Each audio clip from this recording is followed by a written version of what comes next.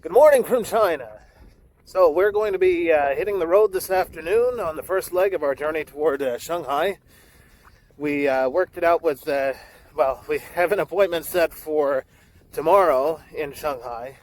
So we're actually going to be stopping in Danyang before going the rest of the way to Shanghai. So back to our house out there. Should be nice. We'll be avoiding everybody, but it'll be good to get back into the city. If we get there early enough, maybe I'll even have a chance to go out and walk around like I used to. But before getting on the road, I thought I might start by telling you guys a bit more about Grandma and Grandpa and their how they started off.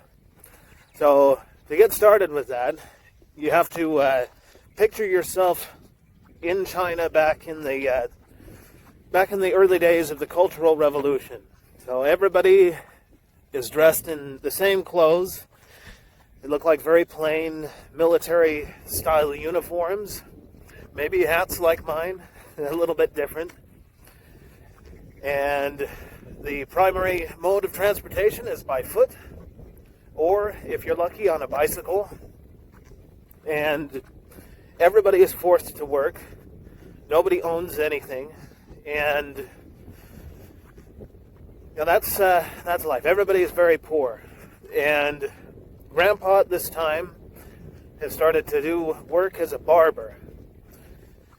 And he's cutting hair. And that is how he ended up meeting Grandma. Someone that had come in decided to introduce him to Grandma. She was very poor. As you know, her parents were all dead, most of her family. She had one living sister.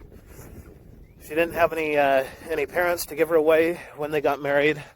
And, of course, being very poor and the way that things were back then, rather than the traditional Chinese red dress and wedding ceremony, all they were able to do was to get a new pair of pants for Grandma, and they were married.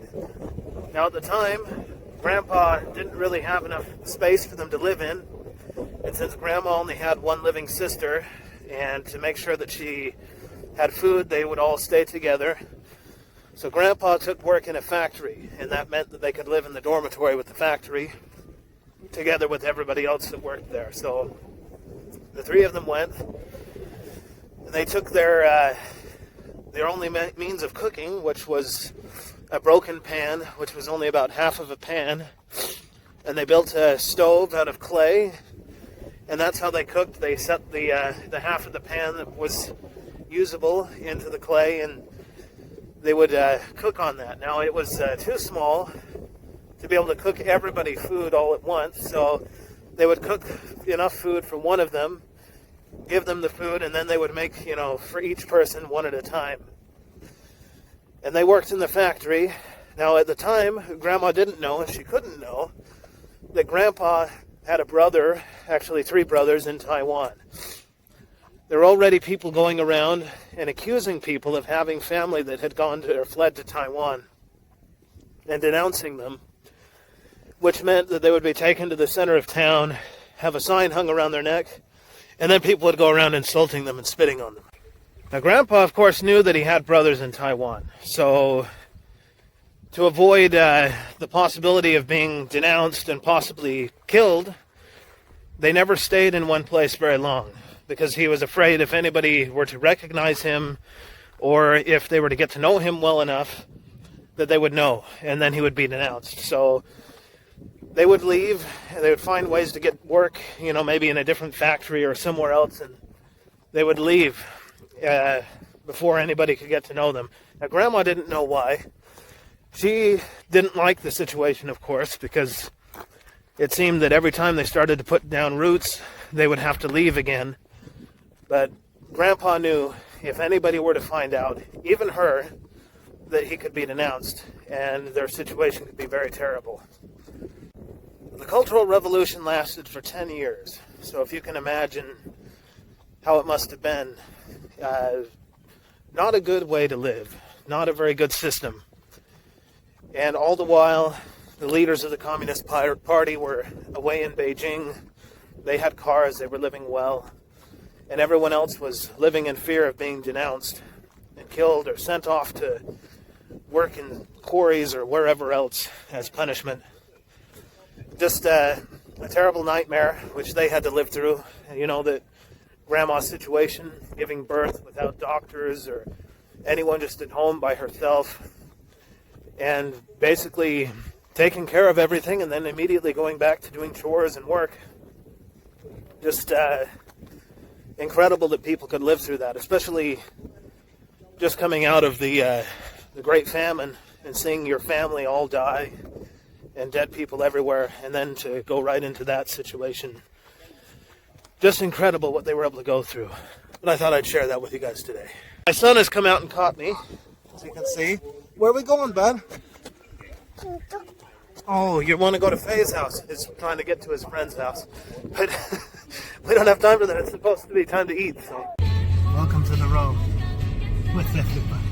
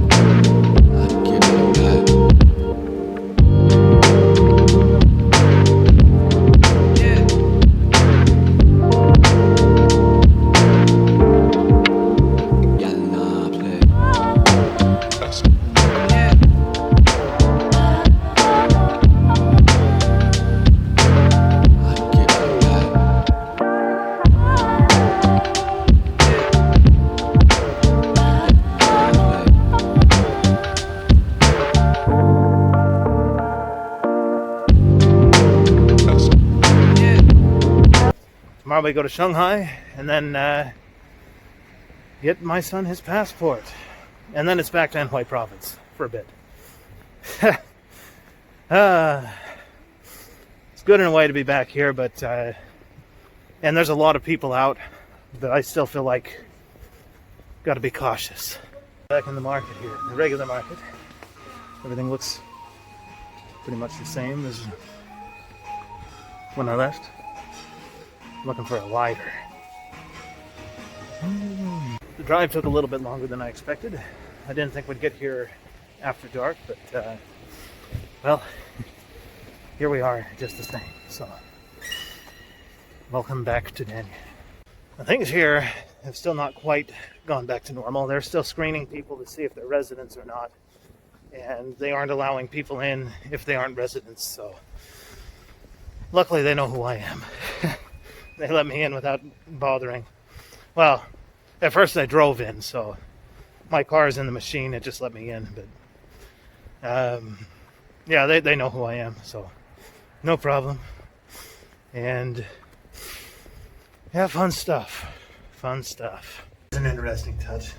They have put plastic wrap over the buttons. I guess they're worried about people spitting on it. They can just take that plastic off and replace it every day. Well, here we go for the second day.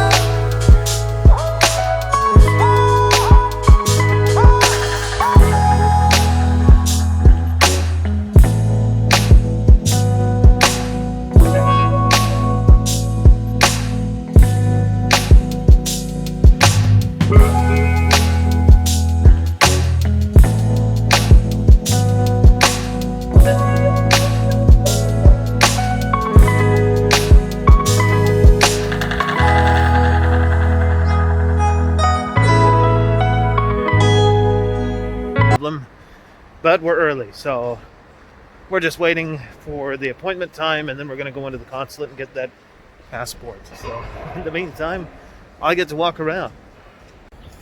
For anybody who's watching this with some interest in coming to live in China, you may want to consider Shanghai because, well, it's a very Western place. And even though it's always changing, it always seems to have about the same feel to it. So maybe a bit different from other places.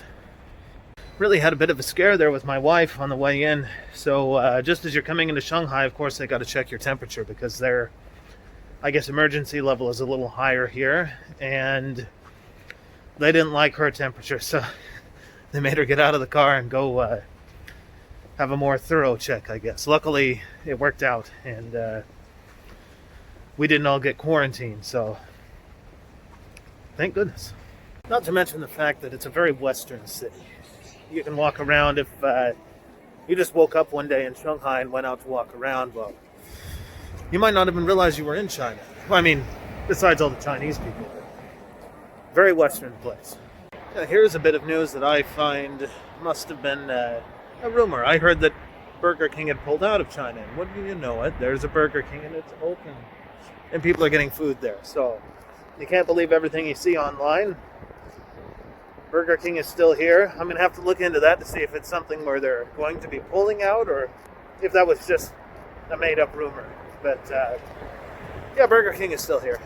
I also want to say that it seems people here are taking the situation a lot more seriously than they are in Red Heart Town. I have only seen one person without a mask so far, and it was because they were smoking. And I guess smoking with a mask is a little difficult. Yeah. Figure I'll give you guys a famous view of where I'm at. Turn around here. See behind me some very famous buildings. One of those, I guess those, there's three of them over there, and they're among the tallest in the world. I think one of them is actually the second tallest building as I'm making this. Shanghai Tower. If you ever come here, it's a good place to visit. You get a really good view of the city. I recommend it anyway. It's really amazing how few people there are in the streets here. I'll turn around and give you a look. Normally, this place is packed full of people, so really strange. It's, well, it's kind of nice in a way. You don't have to deal with crowds. I guess if not for that virus, it'd be a perfect time to be going around to tourist places. But, well, as you know, the virus is out, so probably not the best idea. Well, I don't know. Then again, maybe it is. Not many people going to tourist places. Might be safe. I just cannot say enough how remarkable it is to see the city this empty. I mean, I found a parking place, no problem, which normally, you know, I'd be circling around forever looking for a parking place, but no problem today. No traffic to deal with. None of that. Just nice and open. Now, I have to say, I do like Shanghai, but if you've seen any of my earliest videos, then you know I'm more of a fan of Beijing myself. It's just different. I don't know. Sometimes I go back and forth, but I really like Beijing. It grows on you. I guess I'd look at it as Beijing is more of a Chinese city, and Shanghai, well, it's here because of the Western powers coming in and forcing China to let them build the place. So it started off as a Western city, so of course it feels more Western. I mean, right down to the building styles. You still have a lot of Chinese buildings, and there's some really old temples and that sort of thing out here, but if you, like I said, if you just woke up here one day and you went outside, you might not realize you were in China. It's that Western. By the way, I wanted to point this place out, Family Mart. If you ever find yourself in need of a snack and you can't find a 7-Eleven or something like that, it's basically the same thing. I used to go to it all the time in Japan. Go-to place. Hungry, need a snack, need some coffee, something like that, you can always go to Family Mart. Like I say, it's just like a 7-Eleven. They don't have Slurpees or anything, but I haven't seen any Slurpees in China, so maybe they don't exist here. They don't. I'm pretty sure they don't. Well, there's probably somewhere you can get one. But I've never seen one in Shanghai. I've never seen one in Beijing. So for the most part, they don't exist. So when this thing is all over, and you find yourself deciding to start on your own China adventure for work or whatever it is you decide to do, I guess I'd recommend starting off in Shanghai. It's a good starting off point. It's not so extremely Chinese, I guess. It's, how would I describe it? It's like going into the wading pool instead of just jumping into the deep end. So, I guess like I said, that'd be my suggestion. It is a bit more expensive here, but, well, most places will give you a housing allowance or an apartment or something if you start work here. So it might not make much of a difference. Have a higher salary anyway. Good place to start off. I really wish it wasn't under these circumstances that I was here making this video. Otherwise we could go and have a nice video of the Bund and everything you can go see. Some of my favorite places to eat. Tourist places, or if you want to see more authentic stuff. But today's just not a good day for that. So I'll have to do that in an upcoming video if people are interested. Should be a fun thing to do once the virus is gone. Keep waiting for that to happen. You can see behind me there, it's best one of my favorite things. Beef noodles. Those are usually owned by Muslim people from Xinjiang province. They make amazing beef noodles. If you do find yourself in China, I highly recommend it. When things are a little better, I'll have to take you guys to see how they make it. And, well, you won't be able to know how it tastes until you actually come here and have it, but there's a big show involved with making the noodles, if you go to a proper place. Delicious. And not expensive either. That was success. Got the passport and we're headed out of here. Goodbye, Shanghai.